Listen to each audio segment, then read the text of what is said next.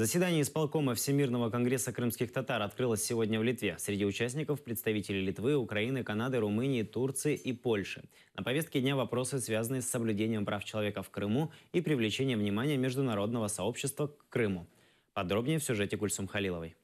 В Литовском сейме открылось 4-е заседание Исполнительного совета Всемирного конгресса крымских татар. В рамках заседания проходит конференция по правам человека в Крыму. Открытие началось с выставки о Мустафе Джемилеве Польским министерством иностранных дел. Польское министерство иностранных дел решило напомнить еще раз о первом лауреате и о его борьбе за права собственного народа. И вот в рамках этого, вот такой идеи, да, и возникла эта выставка. Я над ней работал несколько месяцев. С начала заседания участников конференции поприветствовал лидер крымских татар Мустафа Джемилев. По его словам, проведение конференции в Сейме Литвы – это большая честь, так как эта страна является для крымских татар историческим союзником. Да, здесь действительно родился основатель Крымского ханства нашей государственности Хаджи Герай. В течение многих столетий мы были в очень дружественных отношениях, и никогда наши отношения не омрачались какими-либо мрачными событиями. Мы очень надеемся на здравый смысл мирового сообщества. Мир должен понимать, что вопрос уже не только в крымских татарах, не только в Украине. В опасности находится весь мир. И если дать попустительство этому агрессору, завтра может стать жертвой любая страна. Говорили о репрессиях против жителей Крыма. Обеспокоенность в отношении крымских татар выразили представители парламента республики. По их словам, Литва никогда не признает аннексию Крыма, так как эта территория тесно связана с историей крымских татар.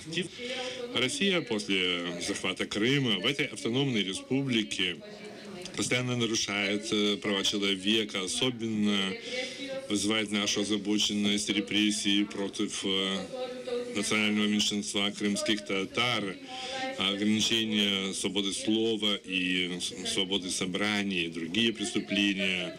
Я надеюсь, что эта международная конференция еще раз обратит внимание всемирного сообщества на массовое нарушение прав человека в оккупированном Крыме. Это на самом деле волнует нас, потому что ваша судьба – это как лакмусовая бумажка, как мир реагирует на эти проблемы, как он в состоянии с ними бороться. К сожалению, пока что эта лакмусовая бумажка показывает не очень достойные результаты, но мы не опустим руки.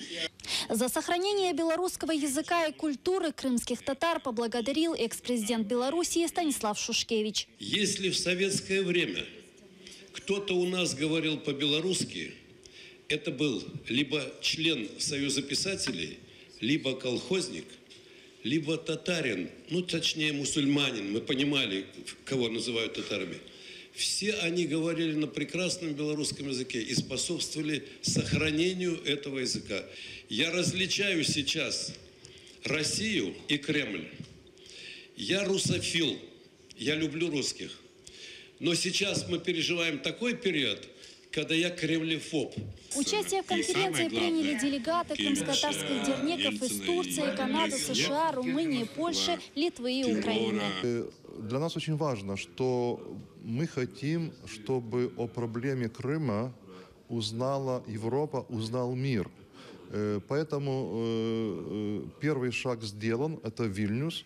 Через 4 месяца это будет Варшава. Я думаю, в следующий раз это может быть Бухарест или Вашингтон или Оттава. Те города, где проживают крымско-татарские общины. Я обратился к присутствующим членам международной конференции с просьбой, чтобы они обратились, чтобы они пролоббировали в своих парламентах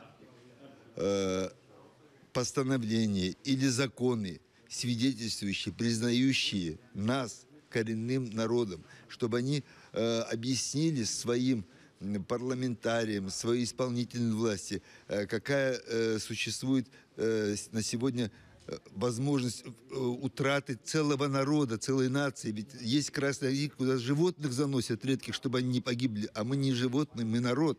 Председатель Меджлиса крымско-татарского народа Рифат Чубаров подвел итоги конференции в рамках заседания Исполнительного совета Всемирного конгресса крымских татар. Стоит отметить, что во время конференции на серверы Литовского сейма была совершена кибератака. Мы надеемся, что из каждого выступления мы сможем взять определенное предложение, которое нами будет уже продолжаться завтра уже в форме заседания самого Совета Исполнительного.